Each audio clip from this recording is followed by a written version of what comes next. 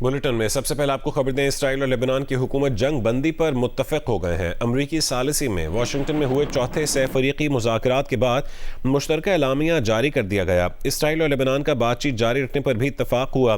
اسرائیل اور لبنان 22 جون کو دوبارہ مذاکرات کریں گے۔ امریکی محکمہ خارجہ کے مطابق حزب اللہ کو حملے روکنا اور جنوبی لتیانی سیکٹر خالی کرنا ہوگا۔ پائلٹ زونز بنائے جائیں گے جن پر لبنانی فوج کا کنٹرول ہوگا۔ غیر ریاستی عناصر داخل نہیں ہو سکیں گے۔ اسرائیل اور لبنان نے عزم دہرایا کہ ایک دوسرے کے خلاف جارحانہ عزائم نہیں۔ اسرائیل اور لبنان جامع معاہدے کے لیے اقدامات کریں گے۔ مذاکرات میں حزب اللہ کو شامل نہیں کیا گیا تھا۔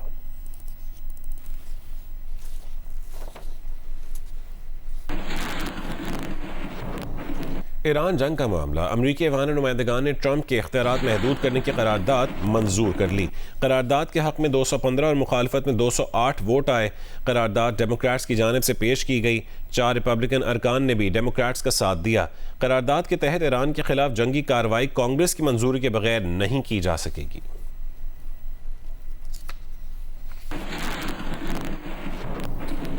ایران کے ساتھ مذاکرات اچھے جا رہے ہیں۔ ممکن ہے کہ ہفتے کے آخر تک ایران امریکہ مذاکرات میں کوئی پیش رفت ہو۔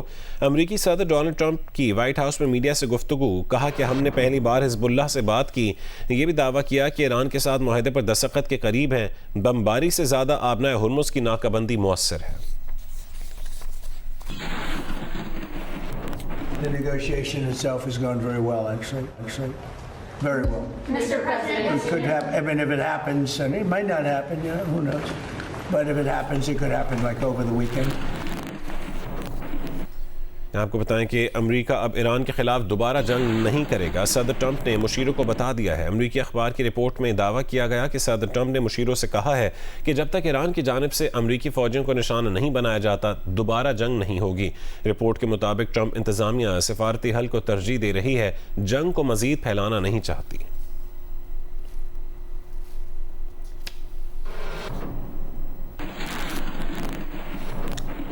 ڈونلڈ ٹرمپ نے ایران کے رہبر معظم سپریم لیڈر آیت اللہ مجتبی خامنہئی سے ملاقات کا امکان بھی ظاہر کر دیا۔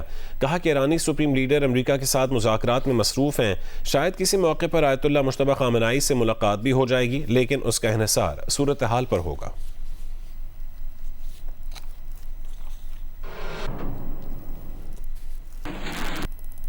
پاسداران انقلاب کی کویتی ہوائی اڈے پر حملے کی تردید سامنے آئی ہے۔ ترجمان پاسداران انقلاب نے کہا ہے کہ ہوائی اڈے پر تباہی ایرانی میزائل روکنے کے دوران امریکی دفاعی نظام پیٹریاٹ میں خرابی کے باعث ہوئی۔ سینٹرل کمانڈ نے اس بات کی تردید کر دی، دعویٰ کیا کہ کویت ایئرپورٹ کو امریکی میزائل انٹرسیپٹر سے نقصان نہیں پہنچا۔ کویتی وزارت خارجہ کی ایران کے ڈرون اور میزائل حملوں کی شدید مذمت۔ ایرانی سفارتی عملے میں کمی کا فیصلہ کیا گیا۔ ایرانی ناظم الامور کو دفتر خارجہ طلب کر لیا۔ 2 ایرانی سفارتکاروں کو ناپسندیدہ قرار دے کر 24 گھنٹوں میں کویت چھوڑنے کا حکم دے دیا۔ کویت ایئرپورٹ پر حملے میں 1 بھارتی شہری ہلاک جبکہ 63 افراد زخمی ہوئے ہیں۔ ایرانی حملے کے کچھ گھنٹوں بعد کویت انٹرنیشنل ایئرپورٹ کھول دیا گیا۔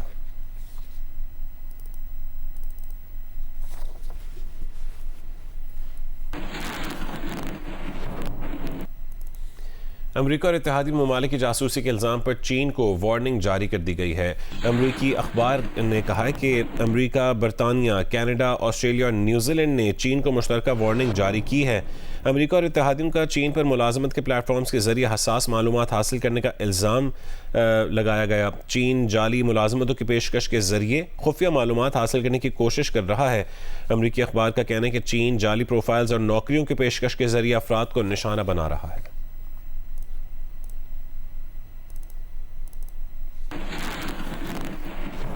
اسلام آباد اور راولپنڈی میں صبح سویرے بارش ہوئی ہے۔ بارش سے گرمی کا زور ٹوٹ گیا اور موسم خوشگوار ہو گیا ہے۔ تفصیلات بتائیں گے جیو نیوز کے نمائندے شبیر ڈار۔ جی ہاں، جڑواں شہر راولپنڈی اسلام آباد میں آج صبح سے بارش کا سلسلہ شروع ہوا ہے جو ابھی تک جاری ہے۔ آسمان پر بادل ابھی بھی چھائے ہوئے ہیں اور ہلکی ہلکی بارش ابھی بھی ہو رہی ہے۔ راولپنڈی اسلام آباد میں گزشتہ کئی روز سے گرمی کی شدت میں بہت زیادہ اضافہ ہو گیا تھا۔ درجہ حرارت 40 سے 41 ڈگری کو چھو رہا تھا۔ بہت زیادہ گرمی محسوس ہو رہی تھی، لیکن اب بارش کے بعد ایک تو موسم انتہائی خوشگوار ہوا ہے، ٹھنڈی ٹھنڈی ہوائیں چل رہی ہے۔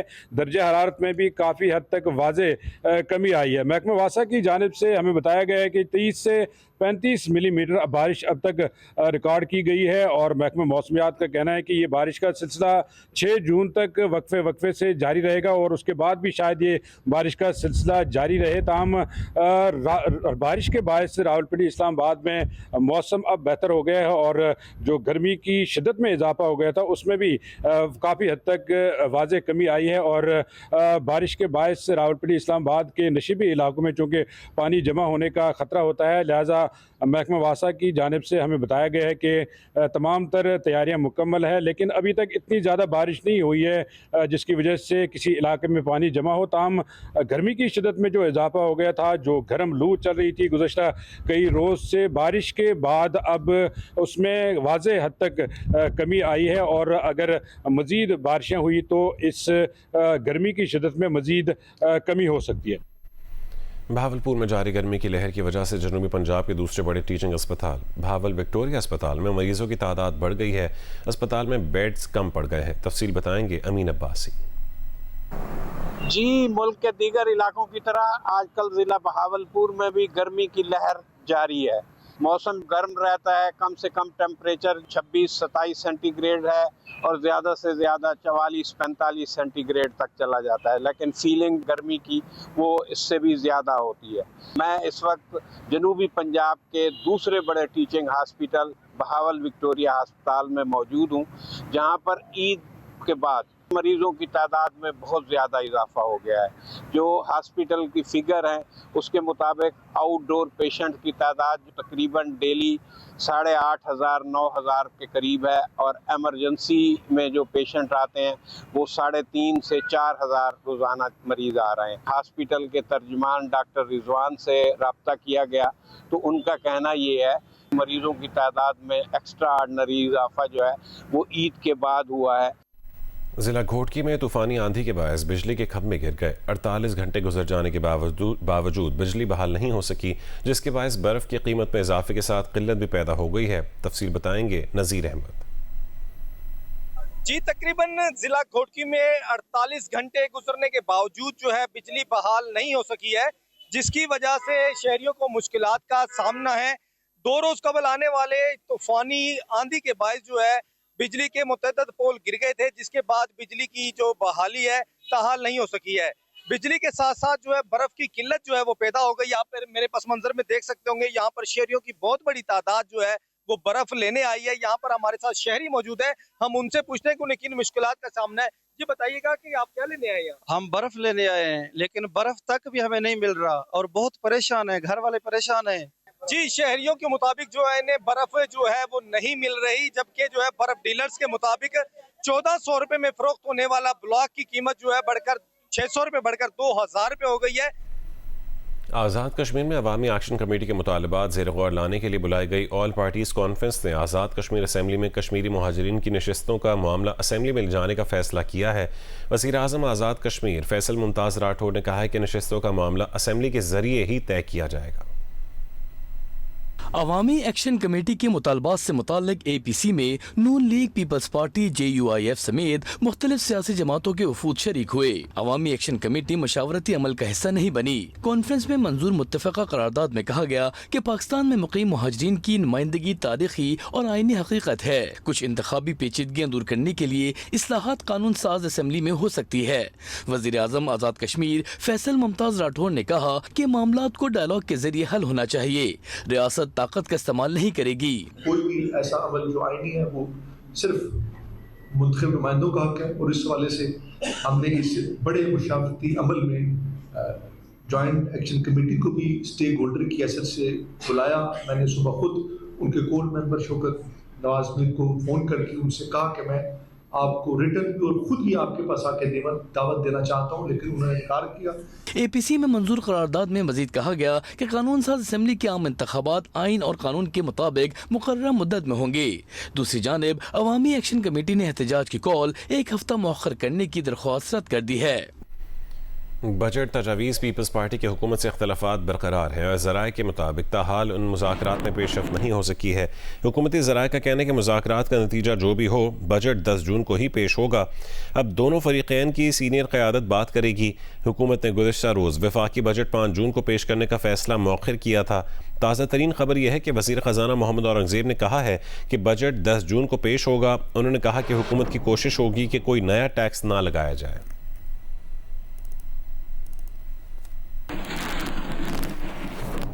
حکومتی ذرائع کا کہنا ہے کہ پیپلز پارٹی کو بجٹ اجلاس سے قبل کوئی اہم قانون سازی نہ کرنے کی یقین دہانی کرائی گئی ہے۔ حکومت نے یقین دہانی کرائی ہے کہ نیا بجٹ اقتصادی رابطہ کونسل اجلاس کے بعد پیش کیا جائے گا۔ اقتصادی رابطہ کونسل کا اجلاس گلگت بلتستان سے بلاول بھٹو کی اسلام آباد واپسی کے بعد ہوگا۔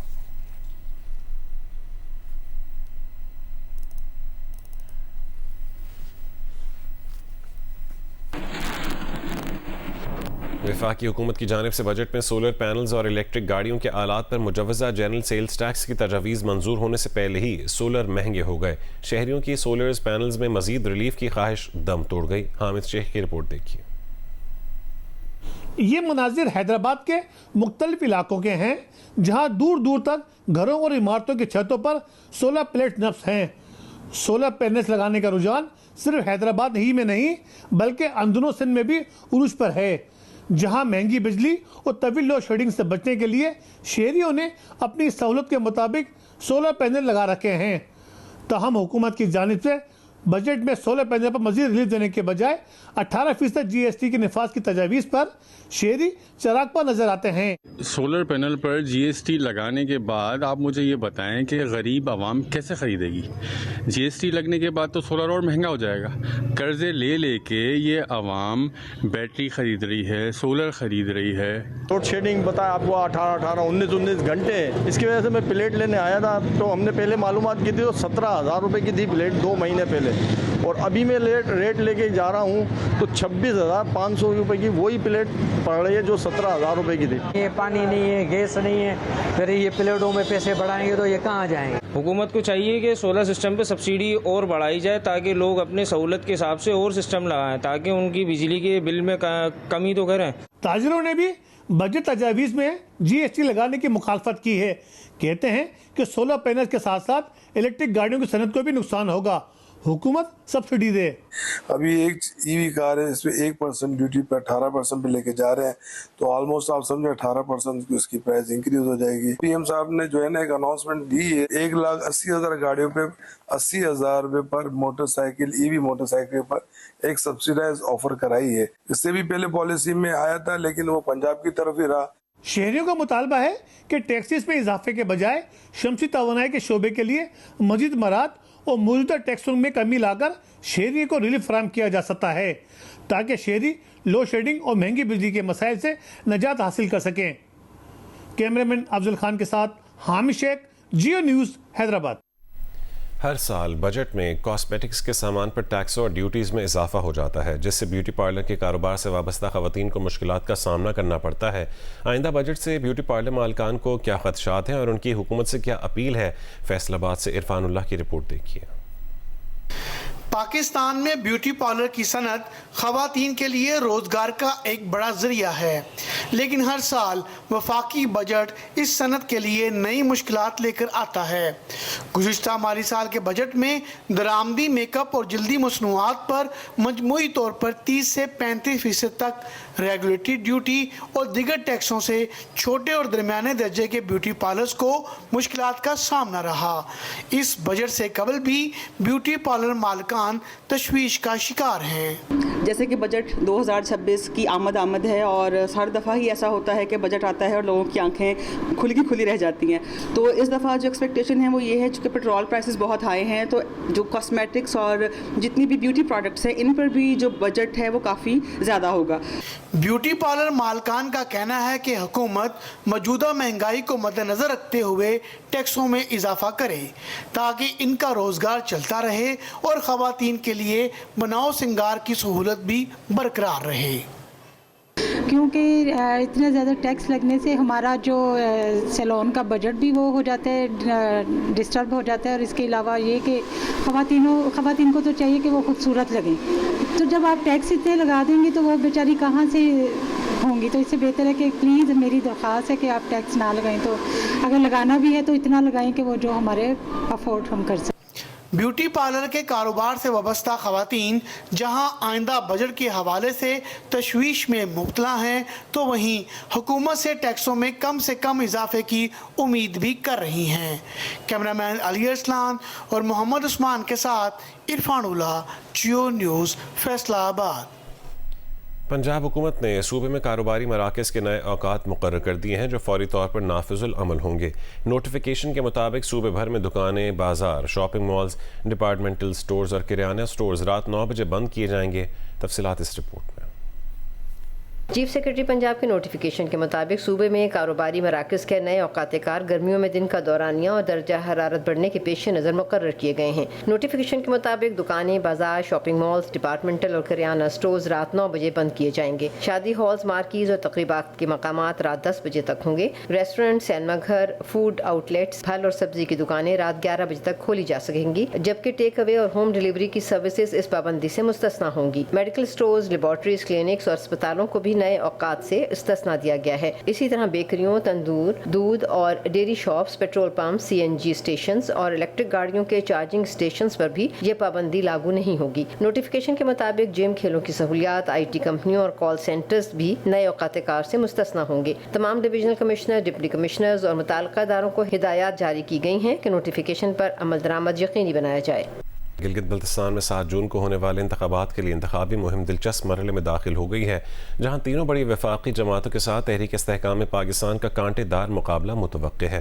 رپورٹ کریں گے رفیع اللہ خان آفریدی. 7 جون کو گلگت بلتستان اسمبلی کے لیے ہونے والے انتخابات کے حوالے سے استور کے جو 2 حلقے ہیں، GBA 13 حلقہ 1، GBA 14 حلقہ نمبر 2، یہاں پر جو انتخابی مہم ہے وہ دلچسپ مراحل پہ داخل ہوتا ہوئے یہاں پہ مختلف سیاسی جماعتوں کی طرف سے ریلیوں کا، جلسوں کا انعقاد کا سلسلہ نہ صرف جاری ہے بلکہ اس وقت عروج پر ہے. یہاں پر بات کی جائے حلقہ نمبر 1 اور حلقہ نمبر 2 کانٹے دار مقابلہ ہوگا. GBA 14 استور 2 میں یہاں پہ شمس الحق لون ہے، رانا فاروق صاحب ہیں، ان کے ساتھ ساتھ عباس مسوی ہے اور برکت جمیل ہے. ان کے درمیان انتہائی کانٹے دار مقابلہ ہوگا. GBA 13 میں کانٹے دار مقابلہ ہوگا. سابقہ وزیر اعلیٰ خالد خورشید کی والدہ ہے شاہدہ خورشید، ان کے ساتھ ساتھ سابقہ صوبائی وزیر بلدیات ہیں رانا فرمان نون لیگ کے، اور پیپل پارٹی کے ریٹائرڈ میجر ہیں فواد حنیف. ان کے درمیان بھی انتہائی کانٹے دار مقابلہ ہونے جا رہا ہے. لاہور میں Punjab university college of arts and design graphic کے انڈر گریجویٹ طلبہ کے تھیسس پروجیکٹس کی نمائش ہوئی. نمائش میں 85 طلبہ کے تھیسس ڈسپلے کیے گئے ہیں. یہ نمائش 12 جون تک جاری رہے گی. رپورٹ کریں گے Farwa. College of arts and graphic design میں تھیسس کی نمائش کا افتتاح پنجاب یونیورسٹی کے وائس چانسلر ڈاکٹر محمد علی نے کیا. انڈسٹری سے وابستہ ڈیزائنرز اور اساتذہ نے نمائش میں پیش کیے جانے والے گرافکس میں گہری دلچسپی لی اور طلبہ کی تخلیقی کاوشوں اور جدید ڈیزائن کے منصوبوں کو خوب سراہا. ڈاکٹر محمد علی کا کہنا تھا کہ طلبہ کے ان منصوبوں کو کمپنیاں خرید رہی ہیں اور انہیں دوران تعلیم ہی ملازمت مل جاتی ہے. انہوں نے بہت سارے پروجیکٹس ڈیزائن کیے ہیں جس میں مارکیٹنگ ہے، جس میں بہت سارے انوائرمنٹ سے ریلیٹڈ چیزیں ہیں، اور یہ بہت ہی کمرشلی وائبل پروجیکٹس ہیں اور ان کو لوگ فنڈ بھی کر رہے ہیں. طلبہ کا کہنا تھا کہ انہوں نے بڑی محنت اور لگن سے یہ منفرد اور دلکش پروجیکٹس تیار کر کے نمائش کا حصہ بنائے ہیں. میں نے تصوروں کے لیے ایک کیمپین ڈیزائن کی ہے، ان کی ٹریڈیشنل جیولری کی کلیکشن کے لیے کیمپین ڈیزائن کی ہے. میں نے پوسٹرز ہیں، سوشل میڈیا پوسٹ ہے، ریل ہے اور پیکجنگ ہے. میری جو ایپ ہے یہ ہے EV کار سے ریلیٹڈ، ان کی چارجنگ، ان کی ایڈوانس بکنگ، پیمنٹ سب کے لیے. میرا مقصد یہ تھا کہ میں اپنے کلچر کو پروموٹ کروں اور میرا سلوگن بھی یہی تھا کہ where the culture own the legacy. نمائش میں ڈیجیٹل تھیسس کیٹلاگ بھی متعارف کرائی گئی جسے شرکاء نے بہت پسند کیا. کیمرہ مین عامر باجوہ کے ساتھ فروا، جیو نیوز، لاہور.